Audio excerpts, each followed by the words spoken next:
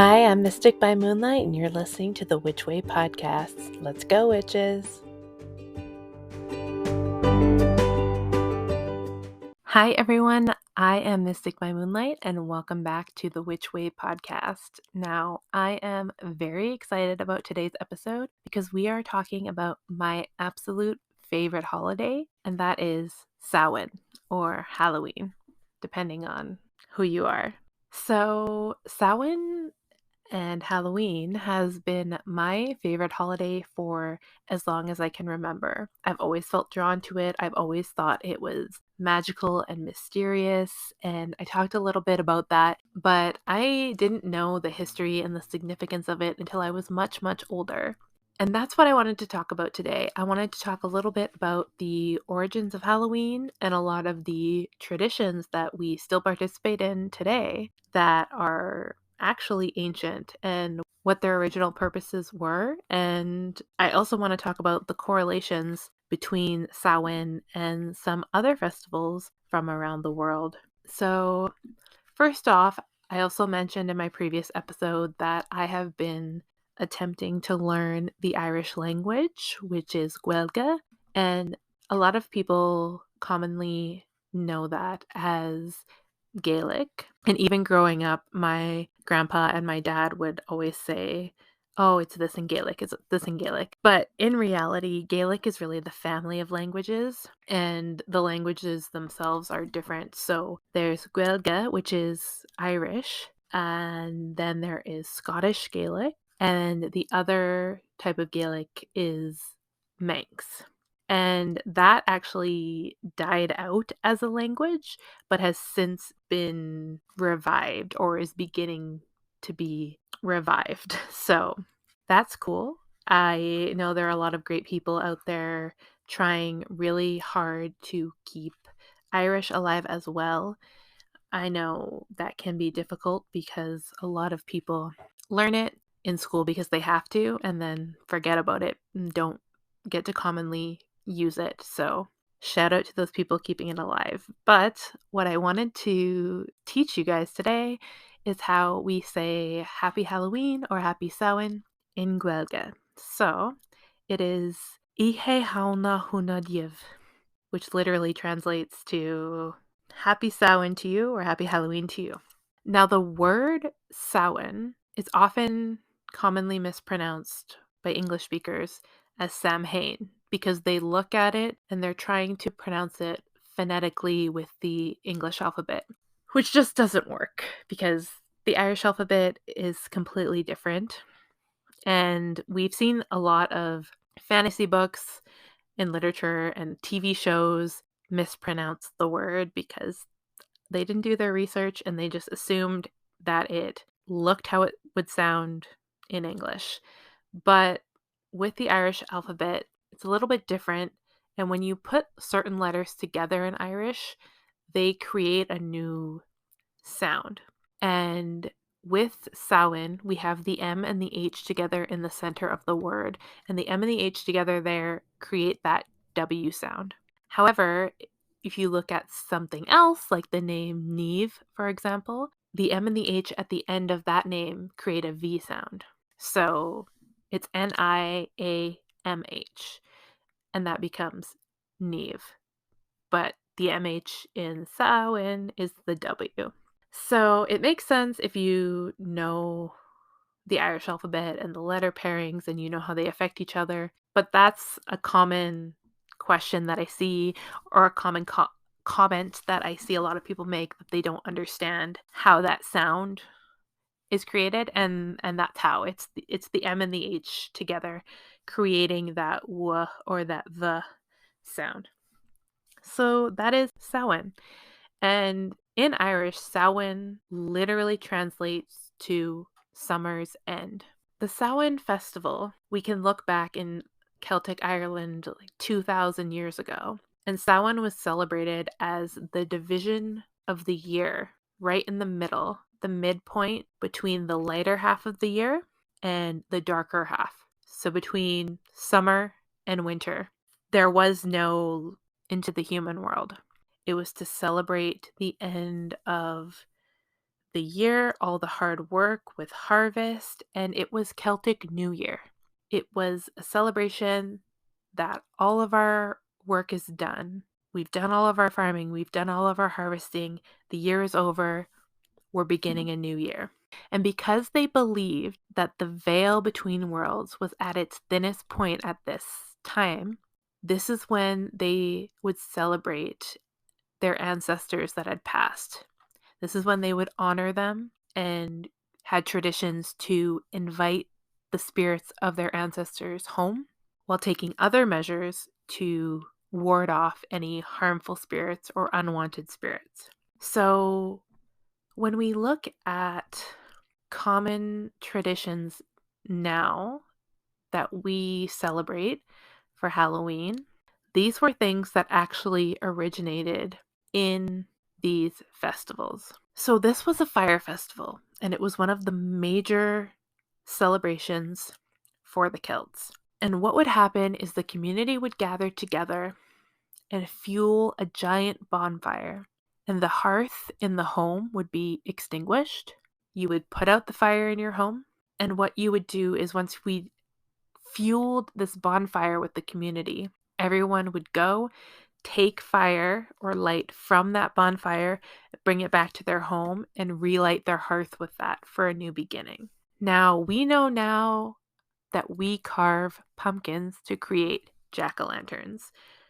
Funny, spooky faces or smiley faces that light from within and create these fun-looking shapes on Halloween and let the kids know, hey, we're open for business for trick-or-treating. However, in Ireland at this time, they actually carved turnips because that was what was readily available, and they would carve them into these grotesque, frightening faces and turn them into lanterns, and they would place them in their windows and on their doorsteps as a way to guide their ancestors home. Now, the reason that we carve pumpkins is because when many Irish immigrants came over, they brought that tradition with them. However, turnips weren't as readily available and weren't as easy to come by, weren't as easy to carve, and pumpkins were in the Americas in abundance. And so the tradition shifted into using pumpkins because they were easy to grow, easier to hollow, easy to create these lanterns. So that is something that we still use today. And the name jack-o'-lantern comes from a very different legend, but the actual tradition is much older than that legend. Now, dressing up on Halloween also ties back to this festival. And the reason is that people wore masks and essentially costumes for protection. They would wear these masks when they were out and about so that the supernatural creatures, the bad spirits, would mistake them for one of their own and leave them alone. It would essentially protect them because the spirits would see them and think, oh, that's one of ours, let's keep going. And then it would protect them and they wouldn't be harmed. Even trick-or-treating comes back to this because there was a custom at this time of going door to door in the neighborhoods to collect offerings and foods for the ancestors and for the community feast, as well as fuel for the bonfires. So people would go door to door to their neighbors and ask for food, vegetables, fuel to help bring this festival together. So those are just 3 of the major concepts of Halloween that can be traced back to practices from 2,000 years ago, which is wild, and I absolutely love it. And it's so interesting to me that we do these things and did these things and didn't really even think about where they came from. And another thing that I really love is that because Samhain is a fire festival, it really is about celebrating the light, and creating this communal bonfire was about creating the light because we were losing the light of the year and heading into the dark. So it was a celebration of this light and of this community and of being reunited with our loved ones. And it falls at the same time as Day of the Dead. And it also falls at the same time as Diwali, which is a festival of lights.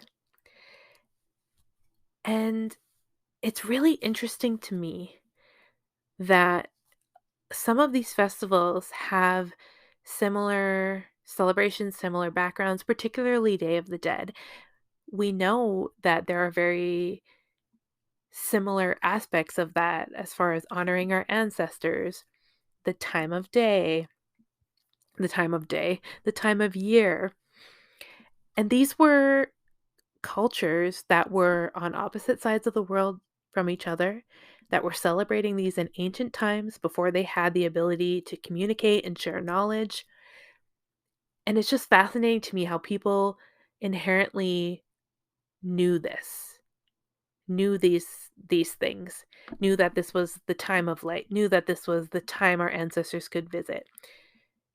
They didn't need to be told, they didn't need to share this information. Separate cultures around the world knew this, embraced it, celebrated it. Maybe in different ways, maybe in similar ways.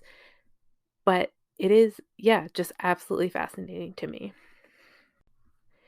Now, another thing that I mentioned before about Samhain is that it was the Celtic New Year.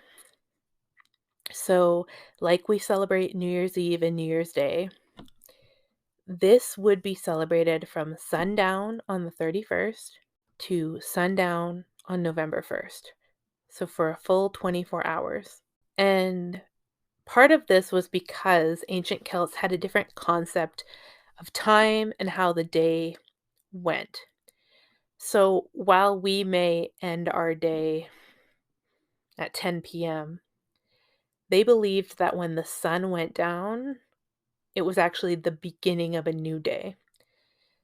So if it was this time of year and the sun goes down at 5 o'clock, that was essentially midnight, the beginning of a new day. And so the celebration began at the sundown because that was the beginning of this day, and then it would finish at sundown the next day because that had been a full day for them. There are some people that even say before turnips were used as lanterns, that like ancient Celts would use real heads, the heads of their enemies that they had hollowed out, and would use those as lanterns. Now, I've only seen that a few places. I have never seen any actual archaeological evidence of that. However, I have seen old photos of the carved turnips and things like that. So, yeah, but it is an interesting story to think about for sure. And so Samhain has always been a very magical time for thousands of years. And for me and my family, as I mentioned, it was always a very family centric day, a very magical time. We would always get together, and it wasn't just uh like, okay, grab a costume, go out. I guess I'll chuck some candy at people. It was always, we're going to get together, people are going to come over, we're going to have like a communal supper, we're going to watch movies.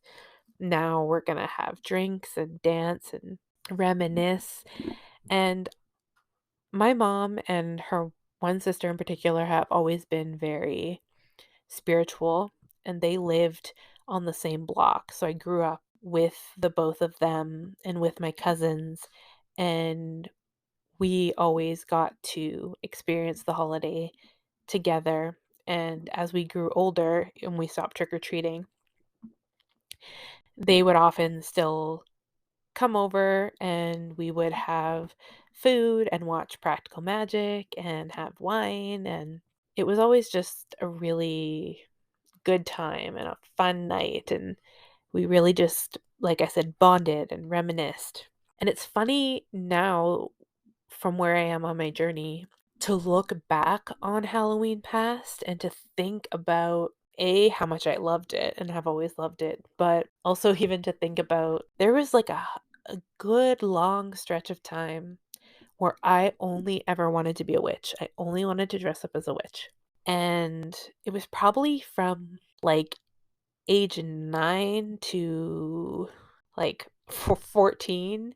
There might have been like 1 year in there where I think as at 11 I dressed up as like a hippie, and that was like a variation, but every other year I was a witch and I always wanted to be a witch, and my mom would be like, "Do you want to be something else this year?" And I was like, "Nope.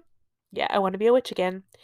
And it was never the same costume necessarily. I would always kind of shake it up a little bit, but yeah, always wanted to be a witch. And I just always, like I had said in my first episode again, I was always drawn to witches in movies and witches in books. And I would go to the bookstore and I would find myself in the metaphysical section or the new age section or however they had it labeled at that particular store. I was always drawn to it. So being able to go back and look at my own heritage and to know what a significant day that was, and how, despite having lost the language and a lot of traditions, how Christianity and into the Christian church.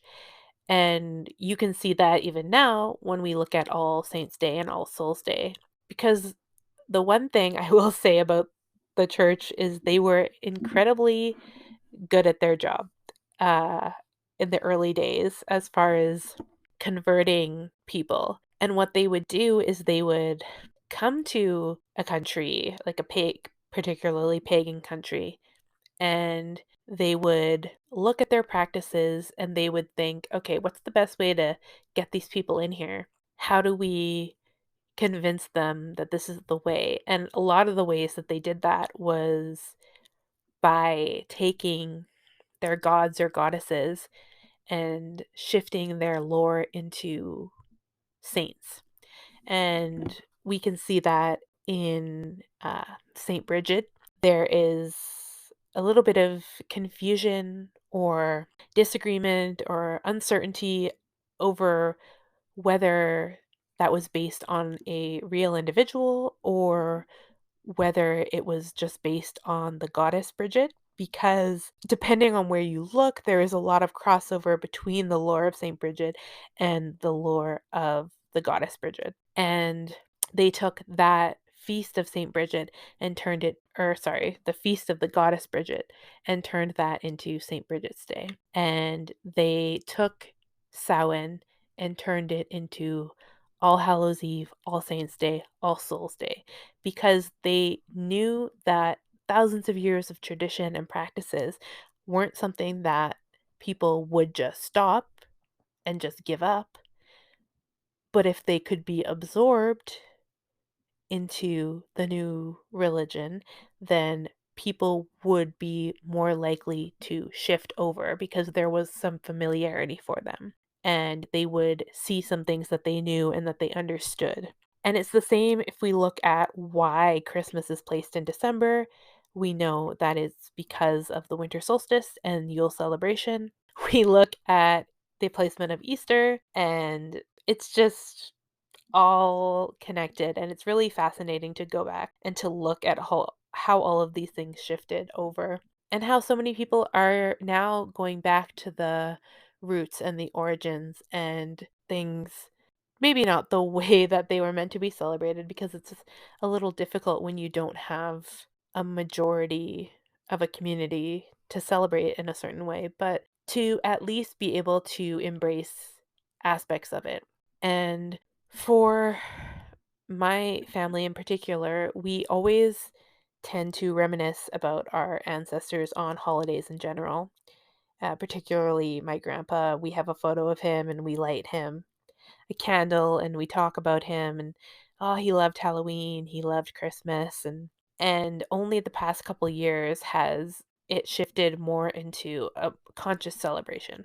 And it's just really great. And I'll get a little bit more into that later as I talk about ways that you can celebrate Samhain without making it too complicated. But being drawn to the magic and to Halloween has always popped up in different ways. And like I said, whether that was the costuming and wanting to constantly be a witch and wanting to read books about witches and wanting to watch movies about witches, even when I got slightly older as like a teenager, we were redoing my room and I wanted it these like really obnoxious colors. I wanted this like really deep, like deep but also bright pink on the wall. And I wanted the trim to be like a very lilac-y, lavendery purple. And they were both, I think, Disney paint colors at the time, and I was 14. And I'd always had just like a white room with uh like coral trim or something like that. And when my room was being redone and I could choose, I was like, I am going the like complete extreme. I am going like pink and purple. And we were going around picking new things for my room, dressers, beds, like new decorations because all of my stuff was going and I was getting new stuff. And we were at Home Sense or maybe Winners, I'm not sure. And I saw this like tin wall sign and I was like, I have to have that for my room. And it was like a vintage 19 hundreds maybe poster. It was like one of those like old hand drawn posters, or it looked like it.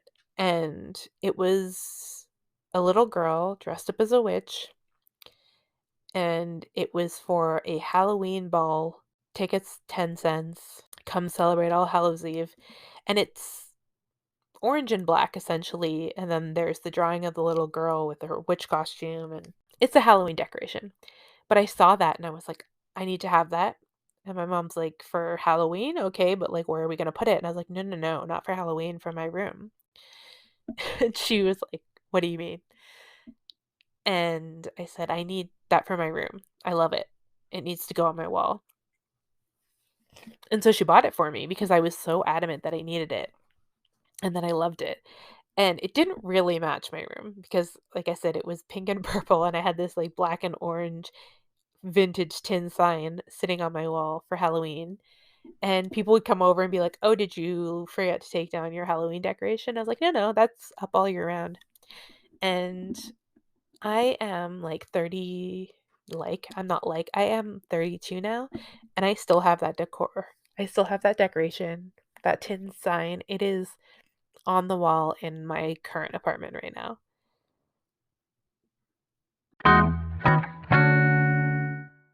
Okay, I just had to take a break actually, which was kind of bizarre. I was sitting here recording, just talking to you guys, and I started crying.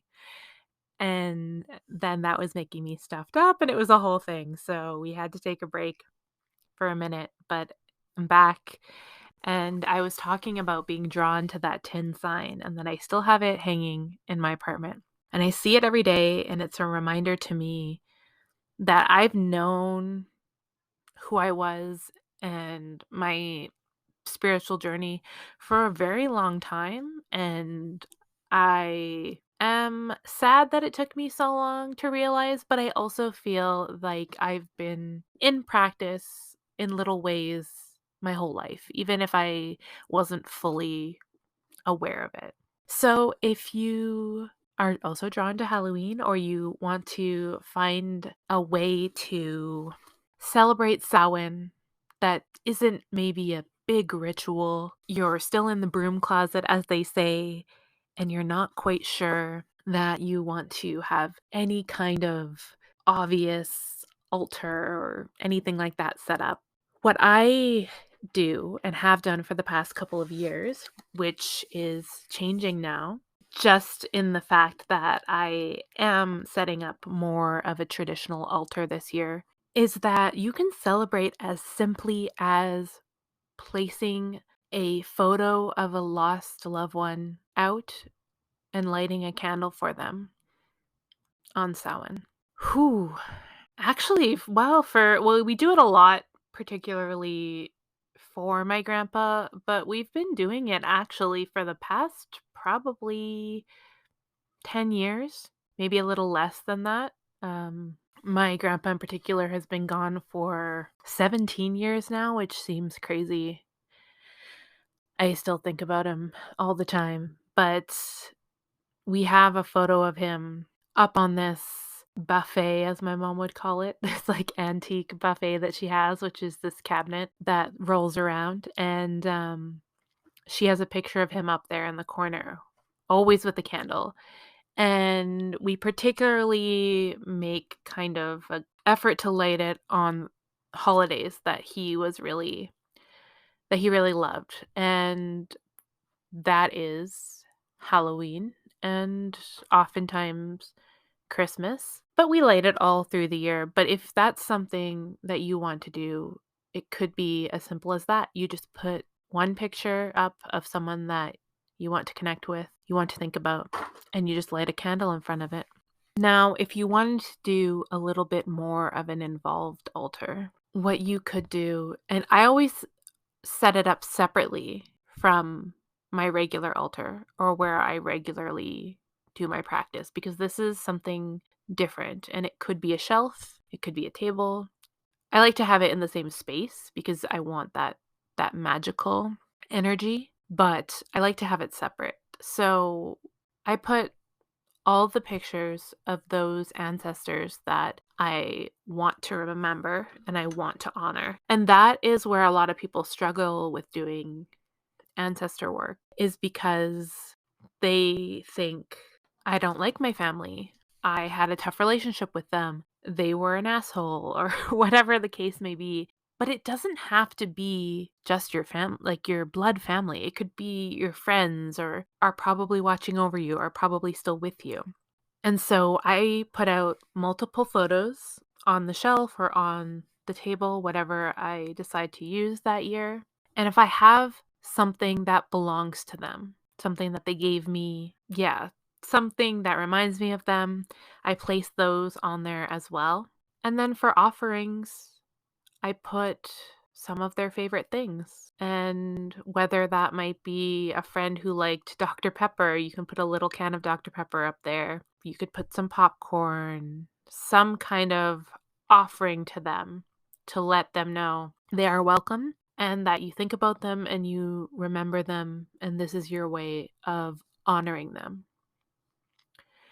And so when sunset hits on the 31st, that is when the veil is the thinnest. That is when it's a free for all. Free come and go. Everybody's coming in, everybody's going through, and it's a really strong spiritual time. And so if you are in any way sensitive, like a medium or a psychic, and I think we're all a little bit psychic, but that's something that I can get into in another episode and we can talk about developing those gifts. But if you're someone that has never trained and never even thought about it, but you just inherently were psychic or were a medium, this can be a really tough time of year because the veil starts thinning a few weeks before. Sometimes people will say that it actually begins to thin at the first Harvest Festival, which in Canada is Canadian Thanksgiving, but that is derived from the European Harvest Festival, which is about the beginning of October, usually the first week of October. And that's when we start to see the veil begin to thin. So this might be a time of year where you've been having more dreams, or you've been feeling more sensitive or more connected or more drawn to something. And that's beautiful. It's a beautiful time to start exploring these things and to pay attention. If you're having more dreams, pay attention to the dreams.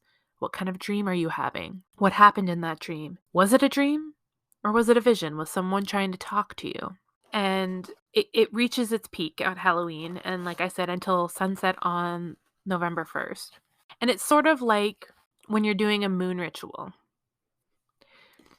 And it's always ideal to do that moon ritual at the peak of that moon, of whether that's the full moon or the new moon. However, that energy from the moon lingers for about a 3-day period. So the day before, if you can't, for whatever reason, and that's sort of what the lead up to this veil thinning is, because the thinner it gets, the more power people have to get through to you, whether that's your spirit guides or your ancestors or your friends that have passed, whatever the case may be. It is just a very strong spiritual time. And like I mentioned in the history, there are also legends that on this night there are open fairy portals all over the place. And while I personally would not want to go through that, because if you know the history of uh, fairies, particularly Irish fairies, most of them are tricksters and troublemakers, and some are downright cruel. You might not want to mess around with that, but the fact that that's even in the mythology, in the conversation, just shows what a strong spiritual time it is. So it is really a great time to do certain rituals.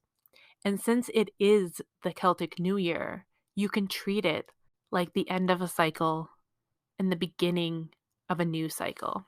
And so I have a spell here, a simple spell for everyone that they can do on October 31st or November 1st. You have, I said, until sundown. But if you need to do it the day before or the day after, that is fine as well. And it's easy. And it's basically writing New Year's resolutions. And what you need is just a white candle, a piece of paper and pen, and an envelope. So what I want you to do is to light your white candle and think about what you hope to achieve in the new year. Short-term goals. So things you've been thinking about doing, wanting to do, things that you could do realistically, but you just haven't, but you really want to. 3 of them. Write those down on the paper, fold it up, and tuck it into the envelope. Then as you seal the envelope, this is what we say. As the wheel of the year turns and the seasons change, I will manifest new hopes and dreams for myself. These are my goals, and I will see them achieved. Then you'll extinguish your candle and put your envelope somewhere safe, and then leave it there until you've done those things. And then once you've done those things, you can find it, open it, and then release it. And by releasing it, I really like to do burning. I love to burn things, but I am a water sign, so that may not be the most effective way for me. Moon sign, and I have an air moon. So someone had mentioned if you're writing bay leaf intentions and you feel like burning them isn't working for you, then putting them out the window while you're driving might be the best thing because it's releasing them to the wind. Or if it's an incredibly windy day and you go out to the park and you release that bay leaf out into the wind, then that's the best way. Or if it's water, then you might want to release them into the river or into a lake. River typically, like they say, is better because it's the rushing water, but it's not always the easiest to access. So once you've achieved all those things, you release it because you have done it and it is complete. And that spell, the chanting spell that I gave to you, comes from the Daily Spell Journal by Patty Wigginton. And it's a diary that I was gifted by my cousins on my birthday. And it has a spell for every day of the year. So it's like a planner, but of spells. And they have the spell for you there. And then there's a section for you to take notes. And most of the spells coincide with the time of year, particularly on feast days like Samhain or Bridget's Day, Beltana. But some of them don't really coincide with a particular day at all. And some of them are just in there. Like there's a spell in February to sell your house, which is fine. There's a spell in May for business communication. And what I love about this is relatively simple. Majority of the spells that I have tried in this book have been great, and they've all been really to the point, very simple. Not a lot of complicated ingredients, not a lot of go out to the dark river on the waxing moon on a Thursday, that type of thing, like I mentioned in the first episode. It's easy. It's easy stuff. It's simple things like this: a white candle, a piece of paper. That's it. And that's how easy magic can be.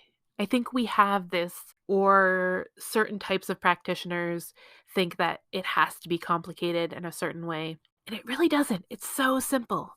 So for this Samhain, keep it simple. Enjoy it. Connect with those who have passed, those on the other side, and have a new.